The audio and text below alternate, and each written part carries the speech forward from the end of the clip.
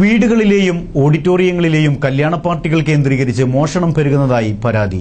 മോഷ്ടാക്കൾ ചെറിയ കുട്ടികളുടെ ആഭരണങ്ങൾ കൈക്കലാക്കി കടന്നുകളയുന്ന സംഭവങ്ങളാണ് ഏറെയും പരാതിയിലുള്ളത്.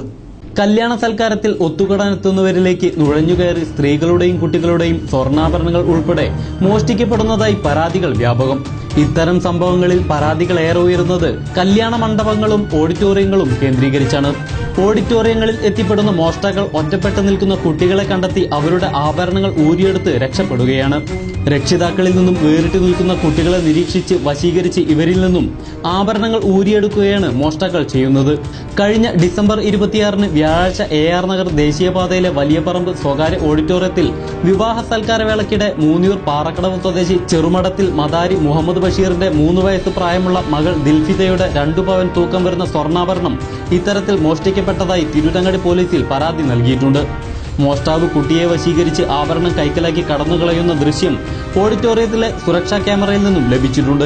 ഗോവണിപ്പടിയിൽ ഒറ്റയ്ക്ക് നിൽക്കുന്ന കുട്ടിയിൽ നിന്നാണ് മോഷ്ടാവ് ആഭരണം കൈക്കലാക്കുന്നതായി കാണാൻ കഴിയുന്നത്. എന്നാൽ പോലീസിൽ പരാതി നൽകിയിട്ടും പ്രത്യേക അന്വേഷണമോ നടപടികളോ ഇല്ലെന്നും ഓഡിറ്റോറിയത്തിലെ എല്ലാ ക്യാമറകളും പ്രവർത്തിക്കുകയായിരുന്നെങ്കിൽ മോഷ്ടാവിന്റെ ചിത്രം വ്യക്തമായി ലഭിക്കുമായിരുന്നെന്നും കുട്ടിയുടെ രക്ഷിതാക്കൾ പറയുന്നു. ഒരിക്കലും ആരുടെയും ശ്രദ്ധയിൽപ്പെടാത്ത വിധം നടത്തുന്ന ഇത്തരം മോഷണങ്ങൾ ആരും ശ്രദ്ധിക്കപ്പെടാതെ പോവുകയാണ്.